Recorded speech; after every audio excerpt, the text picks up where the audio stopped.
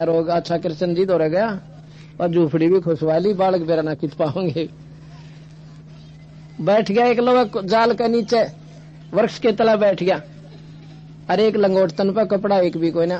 ने सोची शाम न बढ़ूंगा घर में दिन में के देखेंगे दुनिया के कहोगी कृष्ण दौरा गया था सब ने बेरा। और उसने बेरा था उसकी घरवाली ने कि सुदामा जी आओगे विपर जी। और वो तो जमा चूक जाएंगे चौकड़ी ने जगह जाएंगे भूल वो सोचेंगे ये मकान भी कहाँ गया। वो ध्यान में बैठी थी कि कब आवे। वो बैठ गया वृक्ष के नीचे जब जाती है शाम के समय रात्रि में आया था वो। कहने लगी कि चाल घर पे और इसे बढ़िया बढ़िया कपड़े पहन रीवा भी नो खूब तिल चाल ला के गई। उसने सोचा या भी गई काम तो अब भाई मारे घर में पैरने के में था को नहीं। अरियो के काटा रोग तने बोली भगवान कृष्ण ने अपना महल बना दिया। महल बना दिया क्यों कर बना दिया महल। मैं तो वहां उसके साथ ही तो रह रहा था। आके उसने बना दिया। विश्वकर्मा आए थे यहाँ पे और धन भी दे गए मौज माचरी अपनी। फिर भीतर बढ़कर बहुत रोया। ने बोला जी मैं तो पापी जीव था मैंने गलत विचार करे आपके प्रति आप जानी जान हो। क्योंकि 3 लोग के ये मालिक हैं इतना सुख ये जरूर दे सकते। ये नहीं कह सकते कि ये कति नकार आ सकती है लेकिन जो असली संकट है जन्म और मरण का ये कोई ना काट सकते। और जो सबसे बड़ा दुख है अब यहाँ पर भगवान कृष्ण को हमने ईश्वरीय शक्ति का प्रतीक माना। सुदामा का मकान बना दिया बहुत बढ़िया और धन दे दिया। इसके साथ साथ कबीर साहब की हम तुलना करते हैं भगवान की संज्ञा में। एक तैमूरलंग नाम का मुसलमान लुहार था। इतना गरीब था कि समय पर उनकी रोटी भी नहीं मिलती थी एक आधी बार।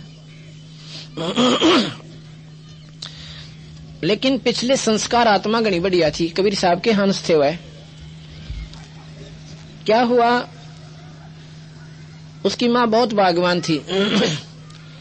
उसकी माँ बहुत भाग्यवान थी। कोई भी द्वार पा जाता चाहे आप भूखी सो जाती अतिथि रोटी खवाया करती। एक दिन कबीर साहब वहां पहुंच जाते हैं। तैमूरलंग 15-16 साल की आयु का लड़का था। गरीब इतना था कि किसी गांव वालों की बकरियों का पाल ही जाता था। 6 महीने उसको अन्न दे देते थे कुछ वस्तु दे देते थे। जैसे 6 महीना में पाली को पहले दाने कनक वनक हो जाती वो दिया करते थे। अपनी भी 1 आध बकरी ले रखी थी कुछ दूसरों के चराया करते थे किराए पर।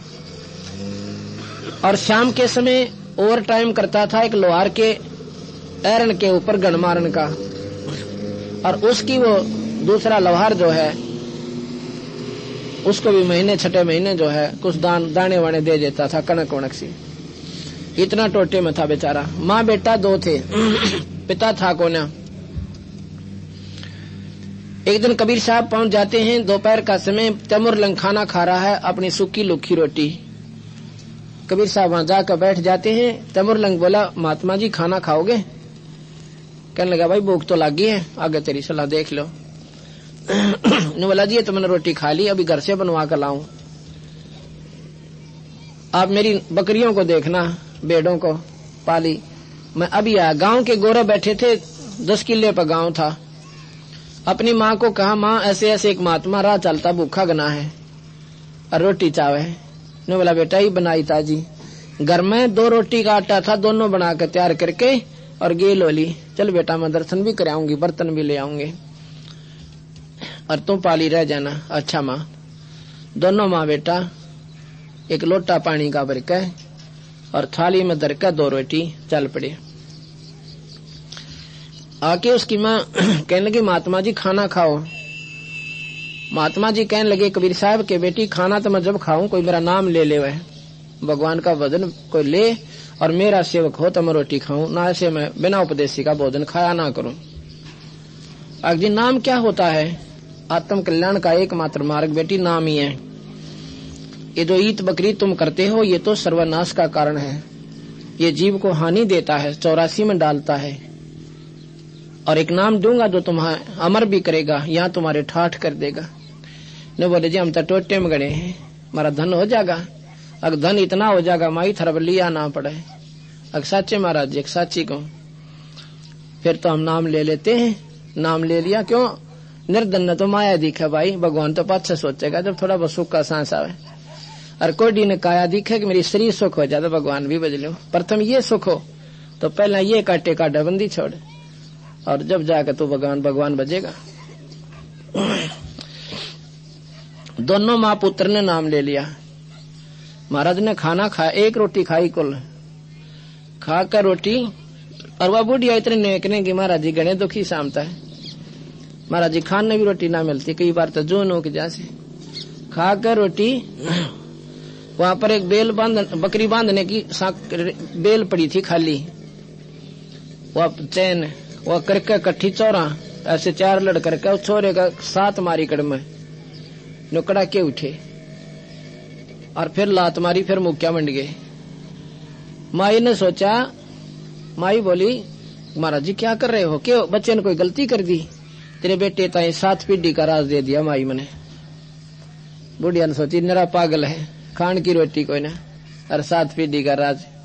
अच्छा बकान लाग रहे से उन्होंने सोची को दिमाग में खराबी है इनके, और अपनी दिमाग की खराबी हम दूसरे में देखा करा, कुदरती बात हो से ने सोची। क्यों? वो भी बेचारी सच्ची अपने स्थिति को देख कर कि रोटी 10 में मिलती कोई ना, 7 पीढ़ी का राज कैसे होगा?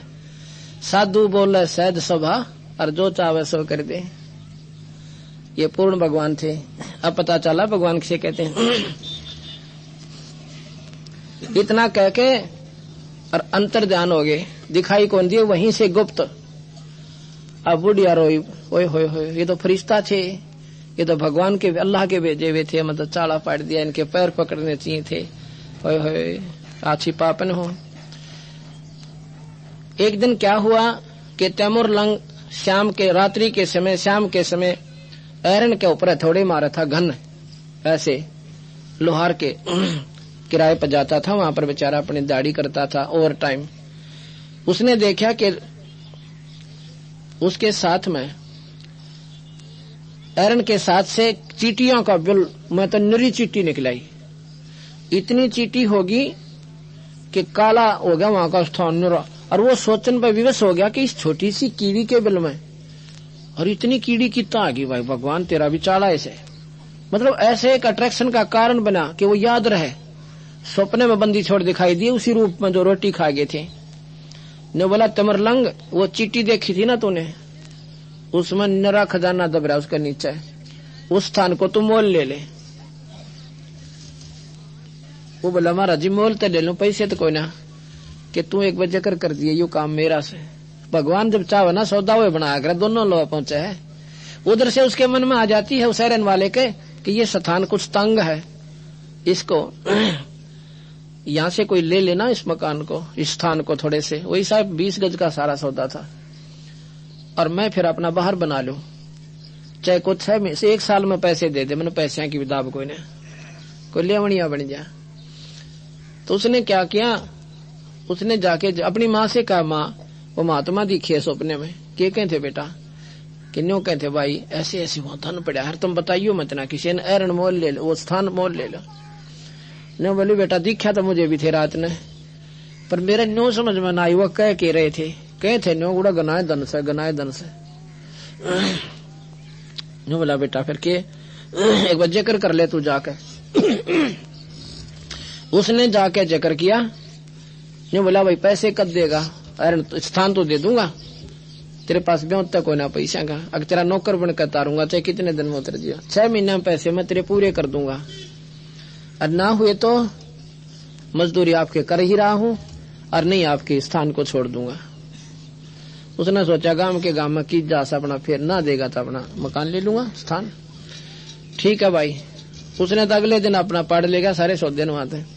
माँ बेटा ने डड़े लाकर कच्चे इतनी दीवार करी, उसके ऊपर झोपड़ी गाली। शाम के समय खोद कर देखा मोर 100 रुपया डूला गिरा, बर्तन भरे पड़े, एक काटी छोटी सी मटकी। जाकर बकरी ले आ गनिए, हफ्ते में बकरी बेच दी, फिर घोड़े ले आ वो बेच दिए। गांव वाला ने सोचा कि इस नगरी वालों ने सोचा कि व्यापार ने हाथ पकड़ लिया, अब उसके पैसे दे दिए, अपने नाम करा ली जगह। अब क्या होता है कि उसने एक बार एक घटना देखी थी उस लड़के ने। जब वो बनी में पाली था जंगल में पकड़ियों का, उसी गांव की एक लड़की को राजा के दूत उठा रहे थे। पहले इसे निकम्मे राजा होते थे, बहन बेटियां की इज्जत सुरक्षित नहीं होती थी। सुंदर लड़की थी गांव की, पानी भरकर आ रही थी और वो टाम रहा करते थे। वो ज्यों ही उसको उठाने लगे, उसने आवाज दी, रे तमरलंग तमरलंग, मुझे बचा भाई। तमरलंग अपना डंडा लेकर भाग गया था, उन दूतों का सिर फोड़ दिया और उन करड़ा कूट दिया और फिर वो लड़की को उठा ही ले गए। उसके बाद उसके मन में ये रह कर उठा करता है, भगवान है परमात्मा है अल्लाह, एक बार जब मैं राजा बन जाऊं ना, इस राजा का बकल तारूं, इसने हमारी बहन बेटियों की इज्जत लूटी है। मतलब उसके मन में यह ऐसी घर कर रही थी, प्रेरणा रही मन में उसके। फिर उसकी वाह फेरू कैसे आई कि ईब मैं इस राजा ने कूटू, पहला था पाछे देखो और कुछ। उसके लिए क्या किया उसने, अपना एरण लाया नया और उसमें तलवार और ढाल बनाई गुप्त रूप से। हाँ, जंगल में ले गया, जंगल में जाके एक एरण निकाला, वहां पर ढाल और तलवार बनाई। गांव के जवान बच्चों को, क्यों उसमें भूखमरी ज्यादा होती थी, उनको भर्ती कर लिया। उन बच्चों से कहा कि तुम्हें 1 रुपया महीने का दिया करूंगा और तुम मेरे सैनिक बन जाओ। 1 रुपया पहले तो 1000 रुपया बराबर होता था, मतलब कई हजार बराबर, बल्कि 5,000 कह दें जो भी थोड़े हैं। तो उन्होंने एक और बताना नहीं किसी को, और सबको ये पढ़ा दे कि वो अपने राजा, अपने गांव की लड़की को उठाकर राजा ले गया था ना, उसके दूत, उस राजा ने कूटांगे आपा। सारे बच्चे, हाँ बिल्कुल सही है, क्यों जवान बच्चे तो एक रस होया करे। वहां पर ढाल चलानी सिखाया, तलवार चलानी सिखाया। फिर उनको कहा कि अपने रिश्तेदारों को और बुला लाओ। आप अपने रिश्तेदारों के जवान मामा फूफी के सब ने इकट्ठे कर लाए, 1-1 रुपये में सब राजी होकर आगे, और किसी को नहीं बताना।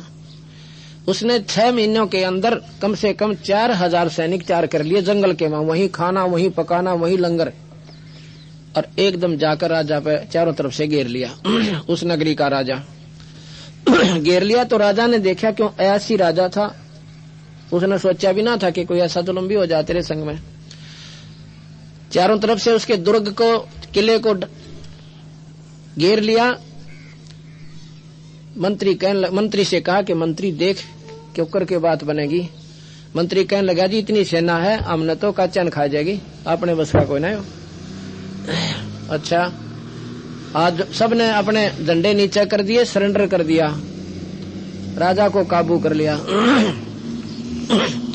राजा को कूट छेद के अन्नो बोला, तन जानता तो मारता ना, पर तू भाग जाए यहाँ से अपने बच्चा लेकर। क्यों, कुदरती गुण होते हैं ये।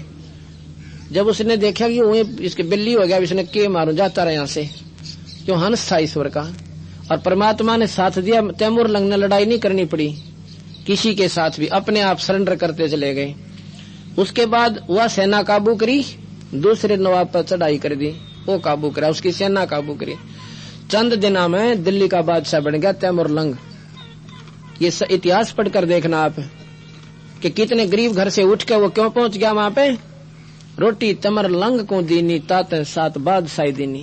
रोटी तमर लंग ने दीनी, उस भगवान को दी, 1 रोटी दी थी और 7 पीढ़ी का राज दे दिया, नाम दिया और मुक्ति करी माँ बेटिया की, दोनों काम किए। तैमूर लंग से लेकर औरंगजेब तक उसकी 7 पीढ़ी ने राज किया तैमूर लंग की ने। उसके बाद कहा था, माई जो लात और मुक्के मारे है ना, इसके बाद तेरे बेटा का राज खंडमंड हो जाएगा, टुकड़ा में बट जाएगा।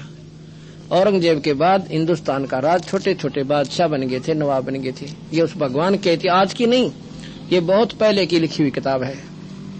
उस समय ये तो कहते हैं तैमूर लंग और औरंगजेब तक इतलग शुरू मुराद, यहाँ तक उनकी वो आशीर्वाद फला। अब इसने भगवान को नहीं मानता, और सुदामा के एक महल बनाने कृष्ण जी को मालिक मान लिया।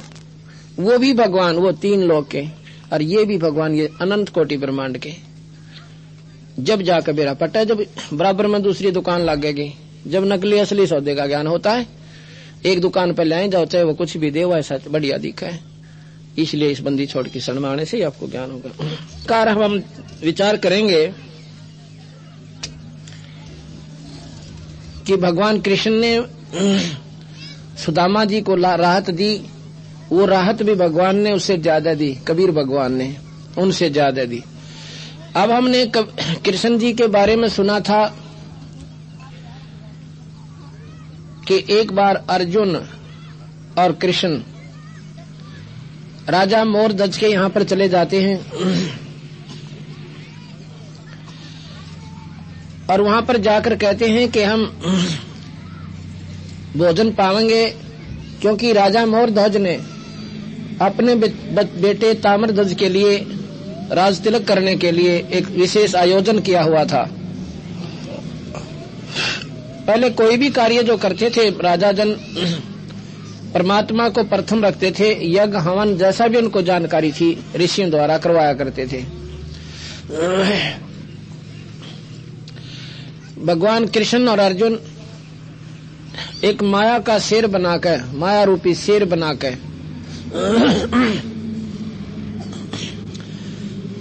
मोरध्वज के बाग में पहुंच जाते हैं और राजा संत सेवी गना था, साधु का रूप बनाकर गए थे।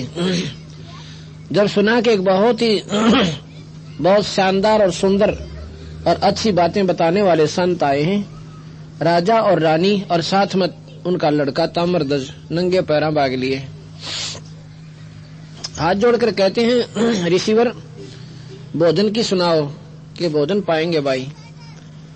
ठीक है, अभी मंगाते हैं कि पहले हमारे शेर का भोजन खिलाओ और फिर हम भोजन पाएंगे। कहने लगे जी शेर को प्रथम खिला देंगे, क्योंकि यज्ञ में आए हुए संतों का आदर करते हैं, अनादर नहीं करें। वो कहने लगा कि ये मांस खाता है। अगदी मालूम है, अभी मंगाते हैं। मांस ये पशु का नहीं खाता, मनुष्य खाता है। अच्छा जी, मनुष्य मंगा देंगे, मनुष्य का मिल जाएगा। कि कोई पलदार ने मत पकड़ लेना, ये तुम्हारे परिवार मत खाएगा एक को। अच्छा महाराज जी, जैसे आपका हुक्म। गरीबदास जी महाराज कहते हैं, महिमा की जय संत की मोर दज लख ले और सिर मांगे टाड़ा नहीं। महिमा की जय संत की तन मन धन सब दे और सिर मांगे टाला नहीं, मोर दज लख ले। मोर दज को देख लो, संत की इज्जत यूं करके देखा कोई संत होता है। अच्छा जी, अब यहाँ पर क्या था कि उसने ये कहा था कि जो आज इस शेर का भोजन बनेगा वो स्वर्ग में जाएगा, वो स्वर्ग जाएगा, क्योंकि इनकी आगे पाछे नीम तले, स्वर्ग तो ऊपर कोई ना होते किसी का भी। कहते हैं स्वर्ग में जाएगा जो आज इस शेर का भोजन बन जाएगा। अब भाई यहाँ पर विवेक लोभ शुरू होता है। गरीबदास जी कहते हैं, विवेक बैराग नाम है त्याग का 5-25 माही। अब लोभ और लालच करे तो ऐसा करे। अब तीनों परमात्मा को चाहने वाली आत्मा थी, तो ताम्रध्वज उनका बेटा और रानी मोरध्वज की पत्नी ताम्रध्वज की माँ और साथ में मोरध्वज। उनको ये मालूम था यदि सिर के जाने से स्वर्ग प्राप्ति होती है और सिर को तो एक दिन हमारा जाना ही है, और इस तो बढ़िया मौका कब मिलेगा। आदियो शरीर खत्म हो, शेर का भोजन बने, स्वर्ग मिले। अब तीनों के मन में बेईमाना आ गया। अब बेईमाना करे तो न्यू करे, इनको माए रखा लोभ लालच ने, पर ये लालच करे इस साइड वाला। ताम्रध्वज कहने लगा कि ऐसा है भगवान, मैं इस शेर का भोजन बनूंगा, लड़के को राज तिलक कर देते हैं, आप कृपा करो, और दोनों माँ बेटा राज करेंगे, मेरा फर्ज पूरा हुआ। मैं तो बोझ सो इनके ऊपर ही है, और मेरा सिर काटो और शेर न खवा दो। अब रानी कहने लगी जी ऐसी बात नहीं बने, देखो मेरे आगे मेरा पति मर जाए फिर मेरा क्या जीना रह गया, ऐसे नहीं, फिर मेरा कलंक लग गए। जो कहे विधवा का यो कलंक मैं उठना नहीं चाहती, और तुम पिता पुत्र राज करो, मेरा फर्ज पूरा हुआ, बच्चा आपका हो गया। अब मेरा सिर, मैं अपना भोजन और शेर को खिलाऊंगी अपना सिर मतलब शरीर। अब ताम्रध्वज ने सोचा तू रह गया। ताम्रध्वज उनका लड़का कहता है पिताजी देखो मैंने माता पिता की सेवा तो कुछ करी को ना, आपके ऊपर बोझ ही बना रहा 17-18 साल तक, और आप बताओ तुम में से एक भी मर गया तो मेरा फर्ज अधूरा रह जाता है। माँ बाप की सेवा मेरे पर बनी को ना, तो मैं ऋण मुक्त कैसे होऊंगा। यानी अपने अपने तगड़मबाजी लावे मेरा सूत बैठ जा मरण का। इसको ज्ञान कहते हैं, इसको जानकारी कहते हैं, विद्वान कहते हैं, और पूर्ण विश्वास कहते हैं संत की बात पे कि आज जो कह रहे हैं ये सच्ची बात है। आज जो भोजन बन जाएगा वो स्वर्ग जाएगा। वो कहने लगा महाराज जी मेरा नंबर ला दो। आप तो पिताजी मेरा फर्ज उतर जाएगा। कृष्ण जी कहने लगे भाई तुम तो ऐसा में तो लग गया, ये भूखा मर जाएगा शेर, कोई ऐसा फैसला ना करते। चलो मैं फैसला देता हूँ, अगजी आप कर दे निर्णय। कृष्ण जी ने कहा कि ताम्रध्वज अपने ताम्रध्वज लड़के को और इसके माता पिता दोनों आरे से काटे, आधा आधा बीचते हैं, और तब ठीक जब ये शेर खावे। अगजी जैसे आपकी इच्छा हुक्म। उसी समय नहा धोकर ताम्रध्वज को बैठा लिया, और एक तरफ पिताजी एक तरफ माँ आरे पत शर न काटन लाएगी। जब आधा शर कट लिया उस समय कृष्ण जी कहते हैं कि दाया अंग तो इधर डाल दियो शेर के आगे, और बाया काम नहीं आवे, ये काल का होता है, इसने एक तरफ भगा देना। उस समय ताम्रध्वज की आंखों में आंसू आ जाता है लड़के की में जो कट रहा है। और इतने में कृष्ण जी बोले कि भाई मारा कोना काम ही तो रोन लग गया, मैंने ये कहा था आंखों में आंसू भी नहीं आने चाहिए तुम्हारा, रोगे तो यू शेर को ना खाओ, तुम फिर राजी होकर भोजन नहीं बना रहे। इतने में वो सिर पूरा कट लिया। ताम्रध्वज कहता महाराज जी मैं न्यों को ना रोता, मरता मरता बोला लड़का। मैं रोता हूँ कि मैं ये रो रहा हूँ कि मैं नीच आत्मा होऊंगा, घने माड़े कर्मों का, मेरा पाप का शरीर है जो कि आधा शेर को खिलाया जा रहा है, आधा यू बेकार होगा, इसलिए मैं घने पाप का जीव होऊंगा, इसलिए आधा शरीर मेरे को आपने कहा ना आधा काम आएगा, यू किससे काम को ना। तो मैंने ये सोचा कि मैं पापी जीव था, पूरा भी काम ना आया आपका। इतने कहते कहते वो मर जाता है।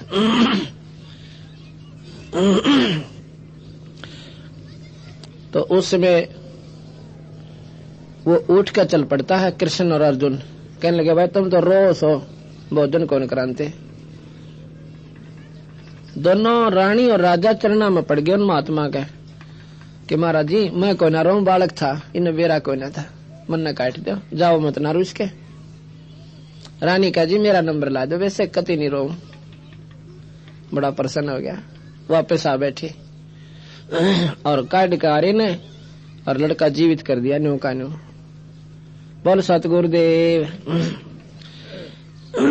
अब यहाँ बंदी छोड़ कहते हैं कि बिल्कुल इसी के आधार पर हमने उनको भगवान की संज्ञा में लिया, ठीक है। अभिमन्यु जो है कृष्ण का भांजा, और उनका पांडवों का सर्वनाश हुआ था, उस समय वंश खत्म हो रहा था। अभिमन्यु जीवित नहीं हुआ जब कृष्ण जी वहीं था, वो क्यों ना जीवित किया। अब ये बातें सोचोगे जब ज्ञान होगा, जब कबीर साहब की वाणी समझ में आती है। ये जो ये करके जाते हैं ये ऑलरेडी पिक्चर है, इन्होंने इतना ही करना, वो नहीं कर सकते, इनकी पावर से बाहर है, ये नहीं कर सकते थे। अब भगवान कबीर साहब की महिमा आपको सुनाता हूँ। जो हम कथाएं सुनाएंगे ये अनभिज्ञ हैं आपके लिए। अनभिज्ञ क्यों है? क्योंकि आपने कदे सुनी को ना, और सुनने से ही ज्ञान होता है। ये कथाएं सुनी है तो हमें मन को स्वीकार्य हुई, अनहोनी और भगवान मान्य। एक समय कबीर साहब के 64 लाख शेष हो चुके थे। ऐसे ऐसे चमत्कार जो सुन के मुर्दे तक जीवित कर दिया करते थे। सिकंदर लोधी की जलन का रोग जो कि मौलवियों से ठीक हुआ ना, और हिंदू संतों से हुआ ना, और दवाई वैद्य खत्म हार लिए, बंदी छोड़ के हाथ लानते ठीक हो गए। सब प्रश्न मात्र से Sikandar Lodhi king of the India, Bharat का जो बादशाह थे। और फिर देखा उसकी हालत चरना में तो शरा कौन उठावा, सिकंदर लोधी। पर ये कथा हमारे तक पहुंची है कोई ना, ये तो 550 वर्ष पुराना इतिहास है, लाख वर्ष पुरानी रामायण कोई ना, हम उसको भी सच मानते हैं। और इसको तो 550 वर्ष तो पीढ़ी दर पीढ़ी बता सकते हैं आदमी के ऐसे ऐसे हुआ था, इसको सत्य नहीं मानते। एक सम्मन नाम का मनियार था और गरीब इतना था, एक आधी बार उनकी जून भी उग जाती थी, यानी रोटी भी समय पर प्राप्त नहीं होती थी। घर में 3 प्राणी थे, सम्मन, सेवू उनका लड़का, नेकी सेवू की मां, सम्मन की पत्नी। और तीनों परिवार ने नाम ले लिया बंदी छोड़ भगवान कबीर साहब का। एक बार कमाल नाम का एक मरा हुआ बच्चा जीवित किया था कबीर साहब ने, मुर्दे को, जो जल में बहता जावा था। और वो शेख तकी जो सिकंदर लोधी का धार्मिक पीर था, उसके आग्रह पर, उसकी हट के कारण बंदी छोड़ने या लीला दिखानी पड़ी। और उस लड़के को अपने बच्चे के रूप में रखा हुआ था। वो कबीर साहब की बहुत सेवा करता था, नाम दिया। उसके मन में अभिमान हो जाता है कि मेरे जितनी सेवा कबीर साहब की कोई नहीं कर सकता। एक दिन कबीर साहब के आगे कह दी। कबीर साहब ने सोचा लड़के का मन में अभिमान हो गया, और ये डोबा से सम्मान जीवन, चाहे सेवा का हो, चाहे धन का हो, और चाहे दान का हो, चाहे भक्ति का हो, चाहे सिद्धि का हो जाए, अभिमान परमात्मा ने कति पसंद नहीं है। तो कबीर साहब ने सोचा ला इसके भरम न तोड़ू, सेवक तो इसने देखे भी ना अभी तक। जैसे अर्जुन को अभिमान हो गया था कि मेरे जैसे कृष्ण जी आपका कोई साथी नहीं होगा, उसके भरम न तोड़न खातिर वहां ले गए थे।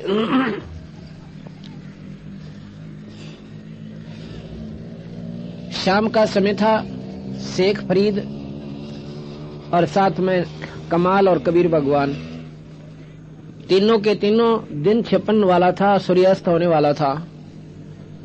और सम्मन के द्वार पर एक कच्चे से मकान के आगे पौड़ी सी थी, पीछे आंगन था, उससे पीछे मकान है। वो पीछे मकान में बैठे तीनों के तीनों अपने बंदी छोड़ की चर्चा ही गा रहे थे कि हमारे बाग में न जाने कब भगवान बंदी छोड़ के दर्शन होंगे। आपस में विचार कर रहे हैं कि हमारे गरीबां के घर में बंदी छोड़ क्यों करा सकते हैं, जिनके 64 लाख से जिन राजा 3 तो नरेश थे उनके सेवक। एक तो वीर सिंह बघेला काशी नवाब, बिजली खां पठान मगहर का नवाब मुसलमान है, और दिल्ली का बादशाह सिकंदर लोधी मुसलमान है। और इसके बाद अन्य इसका यजुर्देव भी उनके सेवक थे, एक राजा था राव यजुर्देव। काफी इतने विचार कर ही रहे थे, इतने में बंदी छोड़ने जाकर बाहर से आवाज लगाई कि सम्मन। और तीनों के एकदम कान खड़े हुए कि महाराज जी जैसी आवाज आ रही है। फिर मन में सोचा हमारे कान बाजें विचार कर रहे थे ना, विचार कर रहे थे, सोच रहे थे शायद वैसी आवाज आई है हमारे द्वार पे, और वो परमात्मा क्यों करा सकते हैं। समय को नहीं उन दो रहे ना, आनत नाटक को ना, पर समय नहीं। इतने में फिर आवाज दी, भाई सम्मन घर पे है कोई? उसकी नेकी बोली महाराज जी खड़े हैं। आवाज उनकी नो की नो। सम्मन कहना महाराज जी की ताव थे। सेव ने देखा जाके कि महात्मा खड़े हैं 3, महाराज जी खड़े हैं 3 जने। नेकी ने देखा ओहो ये तो महाराज जी, डांग ठोक दी सारे के सारा नांग उस पिछले घर माँ आंगन माँ कर पौड़ी माँ कर, और खड़े होकर नो कहे दीनदयाल आज कैसे आना हो गया, क्यों कर दया करी तुच्छ जीव की झोपड़ी पे। तीनवा की आंखों में पानी भराया, मारे ओड बाग मारे घर पर भगवान आ गए। तो उस समय कमाल कहता है कि सम्मन महाराज जी को अंदर भी चालन की कहोगे, काड़े खड़े रहोगे। ओहो फिर जैसे सोपन सा टूटा, एकदम बाजे कोई बिछोना ले उठा के सम्मन तो उनके पास बैठ गया। सेव नेकी अंदर घर में चली गई, और इधर साइड में एक और गली लाग गई थी, उधर से एक दूसरा गेट भी था उनका। तो सम्मन थोड़ी देर बाद से कहने लगा महाराज जी भोजन की सुनाओ, भाई भूख लगी है। सम्मन पैदल चल के आए हैं भाई, खाना खाएंगे जरूर। आके कहने लगा नेकी नेकी कहाँ, भोजन बना महाराज जी के लिए। कहने लगे जी घर पर दाना भी कोई ना, आटा कोई नहीं, खत्म हो गया, एक रोटी का भी आटा कोई ना। कहने लगा तो किसी तो मांग ला, पड़ोसियां कहते हैं। न्यू बोली मैं 3-4 ग्राम गई हूं जिनसे मुझे उम्मीद थी कि वो आटा दे देंगे, तीनों नाट गया। क्यों नाट गए कि हम अपने बंदी छोड़ की महिमा गणी गाया करते। हमारे कबीर साहब ने मुर्दा जिंदा कर दिया, हमारे कबीर साहब ने सिकंदर लोधी की जलन ठीक कर दी, न्यू कर दिया। ये लोग हमारी हंसी करते थे, मजाक उड़ाया करते कि वो जुलावा क्या कर सकता है, वो बकावा बाउंडर पेल रखा। आज ये इस उद्देश्य से नहीं खाना दे रहे कि आज तो थारे कबीर साहब थारे कोठे भर देंगे, नहीं तो नगरी में कोई आटा 2 बार नहीं होता, 2 आदमियों का 3 का। लेकिन इस उद्देश्य से आज ये निकम्मे अपन पा रहे हैं। जो बोले तू अपना चीर दरिया किसे तय, ला तेरा चीर, ये कपड़ा ओढ़ना उतार लूं और इसने दरियाऊं किसी का गहने, इसके बदले तो दे देगा कोई। यानी बोली मैं इसको भी लेकर गई थी, ये 2-3 जगह तो फटा हुआ है, कोई ना लेता इसने। अब अपनी औरत का चीर तार के गुरुजी खातिर भोजन बनाना, इस चीर के ऊपर तो महाभारत होगी थी। और ये भी नीत किसके लिए, तेरा ओढ़ना तार के और अपने गुरु के लिए भोजन, अब सतगुरु खातिर भोजन बनवा दूं, नहीं वो भी फटा हुआ पाया। जमीन पर बैठ गया और कलजा पकड़ लिया। ने बोला अच्छा पापी जीव में भी पहली बार भगवान आए, रोटी तक का जोत नहीं। ये भगवान इसे खोटे कर्म प्राणी को पैदा भी क्यों करो थे दाता। वह बोली न्यो रोए काम नहीं चला, रोने लग गया समन। नेकी कहने लगी ऐसे रोने से समस्या ना हो, न्यो करो अब तो हाथ जोड़ लो महाराज जी से, कहो महाराज जी सुबह भोजन खिला देंगे। महाराज संत बड़े दयालु होते हैं, इशारों को पकड़ते हैं और ये अपने आप सुबह बखते भोजन बना देंगे। सुबह कहाँ से बना देंगे कि दोनों पिता पुत्र चोरी कर लेना रात में जाके और महाराज जी का भोजन करवा देना। सेऊ जो लड़का रोजाना सुना करता था कि चोरी करना महापाप होता है, वो नीच आत्मा होती है जो चोरी करते हैं। चोरी से अच्छा तो भूखा रह ले, वो भी अच्छा होता है। कहने लगे माँ क्या करी आज तू, चोरी करने वालों के नाश होता है, महाराज जी बताते नहीं थे। ने बोली बेटा बात तो तू ठीक कैसे, पर यह चोरी और तरह की होगी। इस चोरी के करने से पाप नहीं बेटा पुण्य होगा। नेकी से सेऊ से नेकी कह सुन बेटा, सुन सेऊ सुरज्ञान, या में अकाज है नहीं भाई चोरी कर दे दान। ने बोला माँ पहला चोरी करें फिर दान करें, पाप तो है ही। बेटा मैं बताऊं तेरे को, ये नगरी वाले आज निस्तर रहे हैं, ये जान का बकवाद करें, ये नादान है, इनको बेरा कोई नहीं बाता का। इन्हें ये नहीं मालूम कि संतों साथ मजाक बड़ा महंगा पड़ा करे। और जो संत आज इस नगरी से भूखे चले गए या गर्क हो सकती है, ये तो नादान, इन बेरा कौन बिजली का हाथ लावे थे। पर इसके लिए बेटा हमने ज्ञान है, हम सत्संगी हैं, इस अनरचना होने नहीं देना पुत्र। एक कथा सुनाई उस बच्चे को कि एक नगर में बहुत पैसे वाले व्यक्ति रहते थे और पैसा का पहला काम है मस्ती आना, कोई भी संतों का आदर नहीं करे। एक समय की बात, एक सिद्ध पुरुष अपने शिष्य के साथ और उस नगरी के बाहर गोरा बैठ गया, बाहर वाई, और वो संत क्या करता था, एक शंख बजाता था।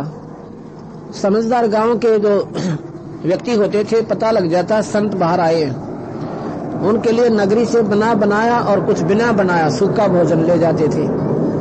जैसा वो स्वीकार करते वैसा ही दे देते थे। बना बनाया खाते थे तो बना बनाया ले जाते थे। कई महात्मा आप बनाकर खाते हैं तो सूखा सीधा ले जाते थे। उस महात्मा ने 3 बार शंख बजाया जोर जोर तय, कोई नहीं गया रोटी लेकर। उसने अपना शिष्य भेजा कि जा पुत्र, ना सुना होगा, रोटी भोजन मांग लिया, भिक्षा लिया।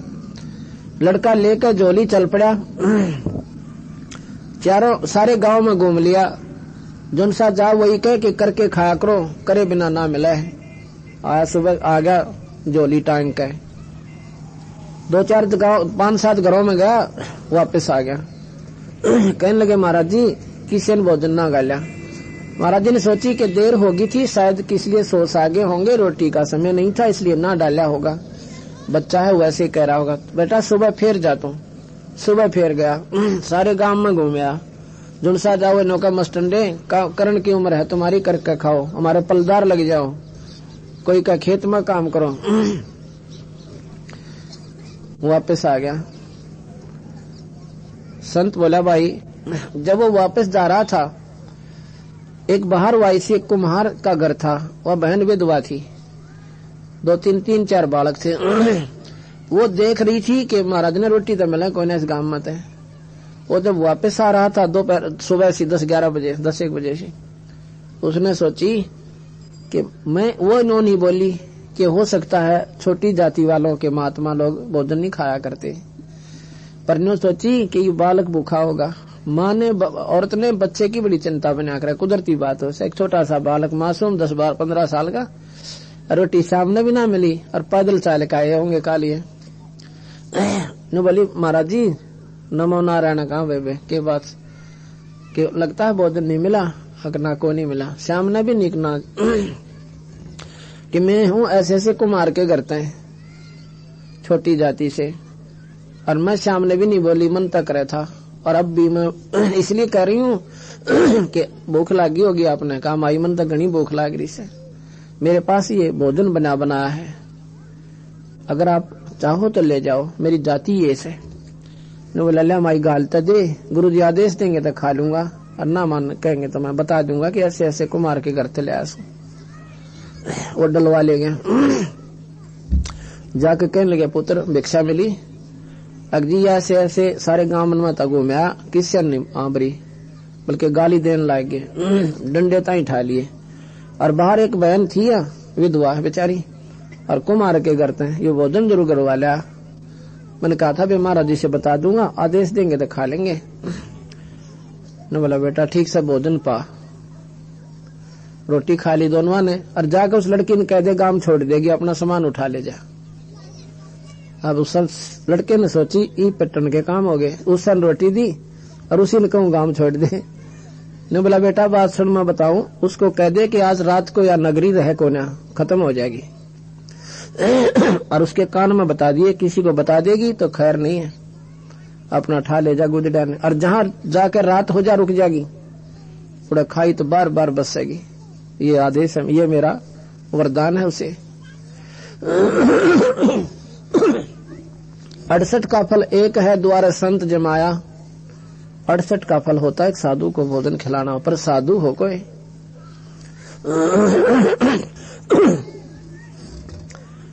हाँ जी, फिर तो बात सी मच्छी बन गई। जाकर कहने लगा बहन महाराज जी ने नूर न्यू कही से, अपना सारा सामान उठा ले जा और चुप करके चल पड़े, जहाँ तू रात हो जा डट जाइए, उड़े तू बस जाएगी, और बताना नहीं किसी को, रात ने या नगरी रह को ना, या तो खत्म होगी। अब उसने संतों की बातों पर विश्वास होता था, पहले कर दिया करते, इस काम नहीं है, तो वो तजी अपना फटाफट धर के गधा पर सामान और चलती बनी। 8-7 किलोमीटर जाकर रुक गई, अपना बड़ा गाल का जोफड़ी डाल के खाटा का चुकर दे के कपड़े अपना सोगी, रोटी बना खा के। रात्रि के समय भूकंप आया और वो नगरी के जो सारे के सारे व्यक्ति दब कर मर गए। इतना भयंकर उसका ऊपर हलन का असर हुआ कि सारी नगरी खत्म हो गई। अब बेटा संता गेल मजाक के ये अनर्थ हो जाया करे, ये नादान है, हमने बेरा पट गया, ये अनर्था मोहन नहीं दे पुत्र, इस नगरी का अन्न संत खाएंगे, आशीर्वाद मिलेगा, ये जीवित रह जाएंगे, ये तो माया में कुमत्ती हो गए। फिर ने बोला ठीक है माँ, फिर हम जाएंगे। साहब से कहा कि साहब सम्मन बोला सुबह रोटी खवा देंगे, बनावांगे महाराज जी। अब ठीक है भाई। अब पानी पिया ना, ये तो भूखा जाती रही, बिराना के हो गया, हम तो छिक से गए, कती नहीं भूख भाई, बनाइयो भी मत ना के रोटी बना दिया। अगना जी सुबह बना देंगे। अच्छा। रात्रि के समय दोनों पिता पुत्र चोरी जाते हैं, एक सेठ के मकान में चोरी का पाड़ लगा लिया, यानी कुंडल बनाया, सुरक्षा, कच्चे मकान होते थे, उसमें जाकर इतना सुराख बना लिया कि आदमी सिर देकर अंदर घुस जा। समन कहता है भाई मैं जाऊंगा अंदर, बेटा तू मत आइए, और बाहर खड़ा रहा, मैं आटा दे दूंगा तुझे और लेकर भाग लेना। सम्मन सेऊ बोला नहीं पिताजी, आप बड़े हो, आप पकड़े गए तो गांव आपको जो है ना सजा मिलेगी, मैं बालक बाजूंगा। दुनिया न सोचेंगे बालक था, छोड़ भी दे, मन माना रहम हो जा।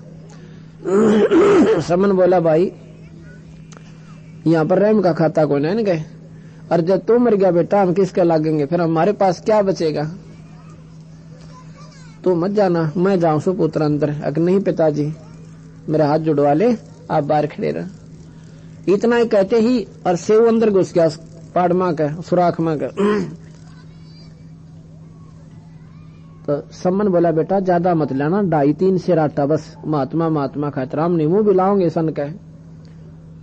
जाके उसने अंदाजे से 2.5-3 सेर आटा निकाला और चालन लग गया। जब तराजू के ऊपर पैर टेक गया एक किनारे पर, वह पालड़ी का उसका पलड़ा खड़ाक देश दूसरे पालड़े पर पड़ा, शोर हो गया। सेठ जाग गया, चोर चोर करके और सेव को पकड़ दिया। और सेव चुपचाप पोटली भगा दी, वह बांध रखी थी जो कपड़े माटा। कहने लगे पिताजी मेरे को बनियन पकड़ लिया और आप महाराज जी को भोजन खिला दिया, और पाछा बताइयो मैं पकड़ा गया कि रोटी नहीं खाएंगे वह। अब सम्मन लेकर पोटली बांध लिया और लड़का बांध दिया थाम का सेठ ने। और ने बोला सत्संगी तड़का बताऊंगा, थारी करतूतों का बेरा पाटेगा। ये थारे गुरुजी आते हैं ना, ये चोरी कराने आते हैं, अब बेरा पटेगा। तुमने काला मुंह करेंगे उनका और कुटेंगे यहाँ पे और सजा करवाएंगे। और निकम्मो गेल तुमने, देखिए। हाँ सोचा था। अब चलो भाई, उधर जब वो लेके गया आटा तो उसकी पत्नी बोली कि लड़का कहाँ है, कि उस बानिया ने पकड़ लिया। अब देखो अपने उसके कहाँ विचार गए उस बहन के कि महाराज जैसे नीत नहीं, पहली बार गुरुदेव आए, लड़का पिछाना जागा और गुरुजी का काला मुंह होगा। रोटी खिलाई को उनका जुलूस कटवा दिया। ने बोला बेटा, नो अपने पति से कहती है कि तलवार ले जा और बेटे की नाड़ काट ला। जुल्म हो गया, कहती है इसके महाराज जैसा तो ऐसा रथ नहीं होगा, गुरुजी की बेइज्जती होगी ना, मारा कोई जीवना नहीं से। सम्मन लेकर तलवार आ गया, आके कहता है सम्मन सेऊ एक बार 2 बात करूं बेटा, नाड़ बाहर काट ले, सुबह ना जाने हम मिल पावांगे कि ना मिल पावांगे, राजा के राज से सजा होगी बेटा, 2 बात करूं सो आखिरी बार। उधर सेऊ के मन में आती है कि बदबंदी छोड़, आज मेरे पिताजी मेरी नाड़ काट ले, ना तो चाड़ा हो गया तो गुरुजिया का बेइज्जती बनेगी। एक क्योंकि वो एक रस है, सत्संग का भाव जो है वो ऐसे बना देता है सारे परिवार को। कहने लगे सेठ जी बाहर मेरे पिताजी खड़े, 2 बात करना चाहते हैं, यदि आप कहो तो मैं बात कर लूं, तुम भाग जागा, मैंने सारा बेरा थारी चाल का। अगर नहीं सेठ जी मेरे पैर ने बांध दे करड़ी तरिया और इतना ढीला कर दे मैं गर्दन बाहर काट लूं, इससे ज्यादा मत करना। सेठ ने सोचा कि कौन सा गना चोरी कर रखी है, की बात हुई, शेर आटा ले गए 2 सेर और कर दे ढीला, पैर ढीला कर दिया और सिर बाहर निकाल के अब हाथ में करद थी, पीछे लकोली और सम्मन ने अब बेटे की गर्दन के नहीं कट जैसे पीछे नाथ हो गया, आगे हुआ को ना। तो सेऊ कहने लगा पिताजी कान कर ले, और ने कहा मेरी नाड़ काट ले। अब क्यों काटे नाड़, नो के कंते कट जैसे। ने बोला पिताजी जब तू मेरा बाप है ना, आज मैंने बेरा फट जाएगा, मैं तेरा पुत्र हूं कि नहीं हूं, अगर मैं तेरा अंश हूं तो मेरी गर्दन काट दे, नहीं तो के मुंह दिखाओगे कल आप, और गुरुजियां गेला के बनेंगी। अब ये जो बात लड़के के मुंह से सुनी ना, एकदम गर्दन काट दी छोरे की और सिर न उठा ले गया। सिर को उठा के नेक की दे दिया कि यो लड़के का सिर से, ने बोली ताक में लको दे, किसी ने बेरा ना पाटे, और बाकी का ऐसा किसी का पिछाड़ में कोई ना आवे। और ने बोली तू वापस जा, छोरे की लाश बाहर पाओगी। वापस गया तो सेठ ने सोचा कत्ल हो गया, वो उठा कर लड़का दूर गिर दिया, लाश अपने मकान से भी 5-7 मकान और दूर है, अपना लीप लाप कैसा कर लिया जैसे चोरी कोई हुई। सेव गया, सम्मन गया तो सेव की लाश पड़ी, ला के कंधे का उल्टा लिया, जाके कोने में कोठे में घेर के ऊपर बोरी ढक दी और उसकी माँ रोटी बनावे। रोटी बना के कति आख्या मासू भी नहीं आने दी, महसूस भी नहीं होने दिया कि हमारा छोरा कटा पड़ा। एक का लड़का वो ही मरा पड़ा। तीनों महात्मा आकर बैठ गए, कबीर, भगवान, कमाल और फरीद। तीनों आगे 3 दौड़िया में कसोरिया में रोटी डाल दी। कबीर साहब बोले भाई 6 जगह कर दो इन्हें, सारे इकट्ठे खावांगे। आज तो प्रसाद बना के कद कद इकट्ठे हुआ। आपा नहीं महाराज जी आप खा लो, हम तो रोज ही नहीं खावे हैं, आप कब खाओ हमारे। अक नहीं भाई, जो गुरु के ऐसे करा उन्होंने 5 में कर दी। ने बोला भाई 6 में करो इनको। अब भाई उन्हें सोची कि जब बेरा ना पट जाए हम ना गणी करेंगे तो 6 में डाल के अनु बोला तुम बैठो इस साथ में। अब दोनों बैठ गए। अब कबीर साहब कहते आओ आओ से जी मिलो ये प्रसाद प्रेम, भाई शीश कटा करें चौरा के और संता के न तकसीम।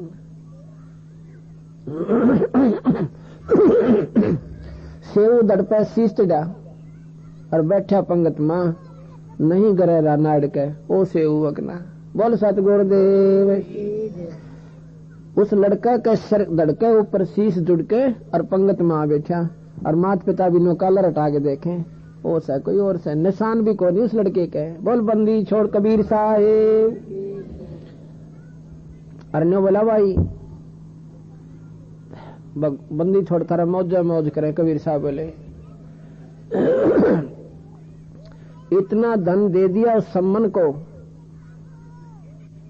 उस थोड़े से समय में उस नगरी का 1 नंबर का सेठ हो गया। सेव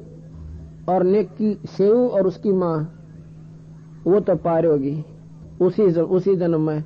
अब सम्मन था गरबारी, उसके मन में समस्या, उसके मन में एक शंका उत्पन्न होगी कि मैं पापी जीव था, मैंने पिछले जन्म में पुण्य नहीं कराया और इसके कारण मैं इतना गरीब हो गया कि गरीब गुरु महाराज के लिए मैंने अपने लड़के का सिर काटना पड़ गया। मतलब वो आखिर तक उसके मन में ये शंका बनी रही कि मैं साहूकार होता ना पैसे वाला तो ये जुल्म नहीं बनता मेरे पे। अंत समय में 9 मर गया। अगले जन्म में 9 शेरवा का बादशाह बना दिया कबीर भगवान ने और 80 गंज खजाने दे दिए। 80 खजाने, 1 अरब का खजाना होता है, लाल हीरे पन्ने से मिला के। लेकिन माया का पुजारी कंजूस गना हो जा। कबीर साहब गए साधु का रूप बनाकर, कंजूस इतना हो गया दवन्नी खर्च ना करा। कबीर साहब जाके कहने लगे भाई कि मैं दान पुण्य कराया करो भगत जी राजा से। तो 9 शेरवा का बादशाह कहता है दान तो कर दूं पर चौनी तक को ना, मतलब इतना कंजूस हो गया कि पैसे को नहीं, दान तो कर दूं महाराज जी। ने बोला बल्ले पुरुष ये के दाब रखे 80 खजाने दब रहे तेरा, आगे तो कोयले हैं महाराज जी, मजाक करे है, दोनी ना खर्चनी पड़ेगी।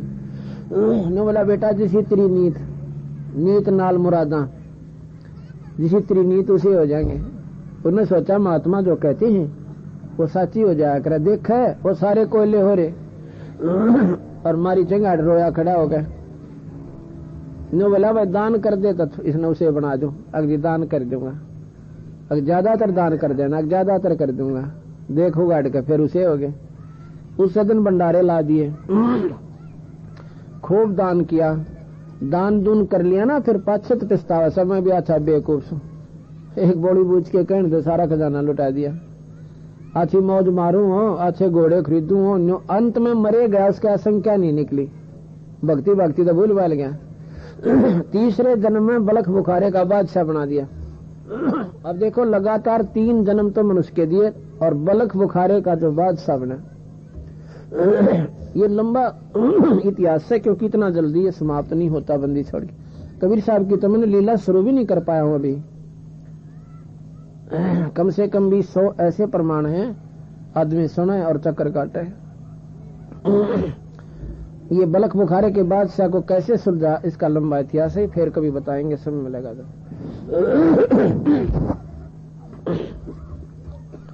और भाई अपनी सतलोक की साधना हमने करनी चाहिए और पूर्ण मुक्ति का हमने साधन बनाना चाहिए। अब आप देख रहे हो कि कबीर साहब भी भगवान थे और वो भी भगवान थे। ये कोई तो 10,000 लोन मंजूर कर सके और 1 लाख कर दे, अरे कैसे हम करोड़ कर दे। ये पावर्स होती हैं, उन्होंने उनकी निष्क्रिय पावर बताई है, ये भी कर सकते हैं और ये जो चाहे सो कर सकते हैं। इनकी पावर सीमित है, भगवान ब्रह्मा विष्णु में इसकी, इनकी असीमित पावर है, अनबाउंडेड है।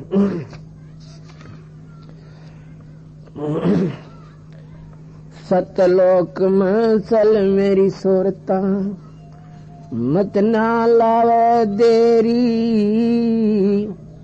साच कहूँ ना झूठ रती भर, तू बात मान ले मेरी।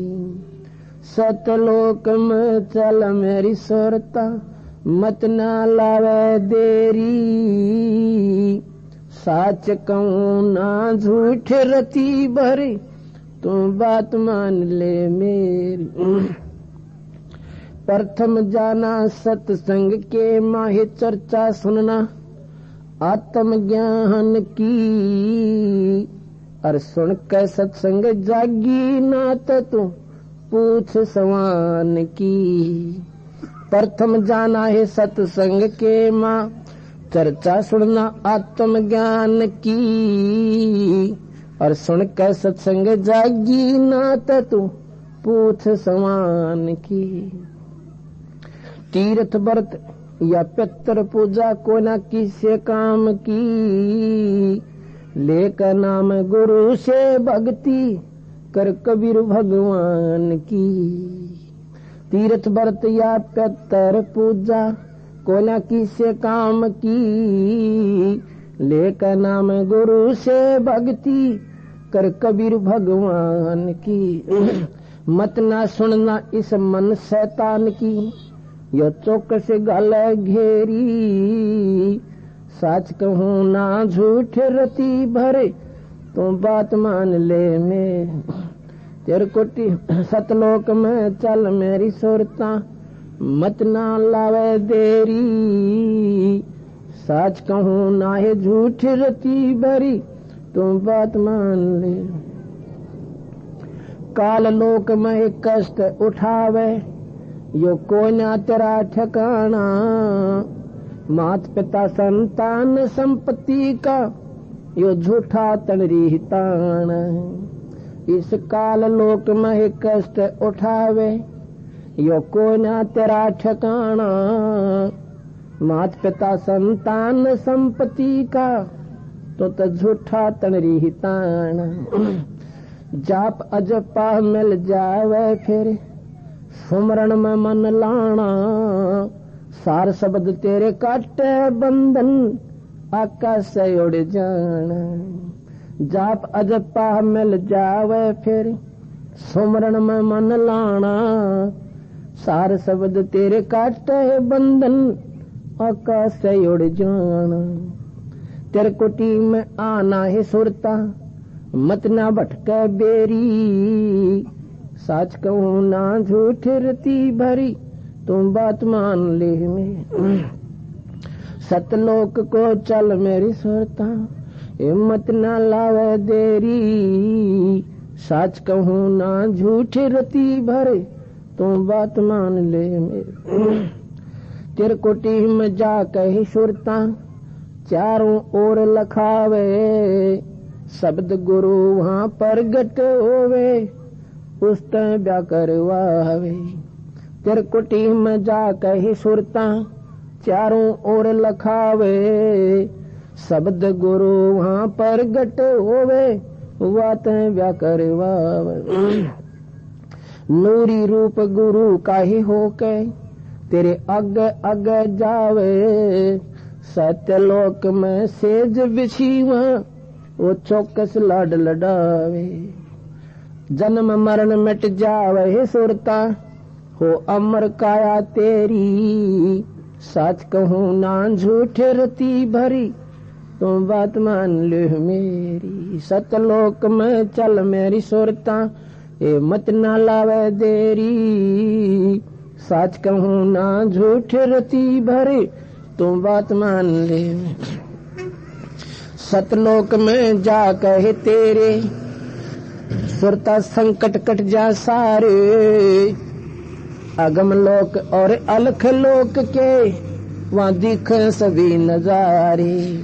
सतलोक में जा कहे सुरता तेरे संकट कट जा सारे, अगम लोक और अलख लोक के वहाँ दिखे सभी नजारे। लोक अनामी जावेगी वहाँ को ना मिले चौबारे, आत्मा और परमात्मा वहाँ को ना रहते न्यारे। लोक अनामी जावेगी वहाँ को ना कोई चौबारे, आत्मा और परमात्मा वहाँ को ना रहते न्यारे। रामपाल प्रीतम प्यारे की आत्मा वहाँ पूर्ण आनंद लेरी, सच कहूँ ना झूठ रती भर तुम बात मान ले मेरी। सतलोक में चल मेरी सुरता ए मत ना लावे देरी, सच कहूँ ना झूठ रती भरी तुम बात मान ले मेरी। सत साई। ये प्रथम जाना सत्संग के माँ चर्चा सुनना आत्मज्ञान की, और सुनकर सत्संग जागी ना तो पूछ सवान की। पूछ सवान की कुत्ते की पूछ।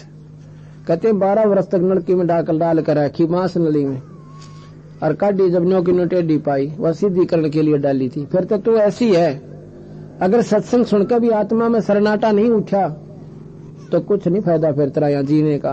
मनुष्य नहीं पत्थर हो तुम। फिर बताती हैं कि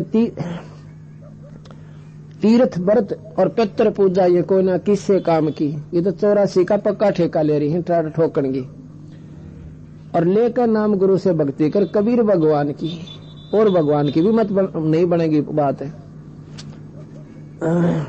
और मत सुनना मन शैतान की चौकस गाल गेरी। काल लोक में कष्ट उठावा ये कोई ना तेरा ठिकाना, या नहीं अपना स्थान है। अपना स्थान सतलोक है, वहीं जाकर हम सुखी होंगे जिस सुख को ढूंढ रहे हैं। ना राज में सुख, ना स्वर्ग में सुख, ना बेटा में सुख, ना बेटिया में सुख, और ना संतान जायदाद में सुख, और ना राज में सुख। राजा जितना दुखी नहीं धरती पे, हमने घना सुखी दिखे। देवता में सुख को ना, ब्रह्मा विष्णु महेश सुखी को ना। कृष्ण जी ने यहाँ आना पड़ा और कितने संकट काटे, लीला देखो उनकी। एक दिन भी सुख का सांस लिया होता।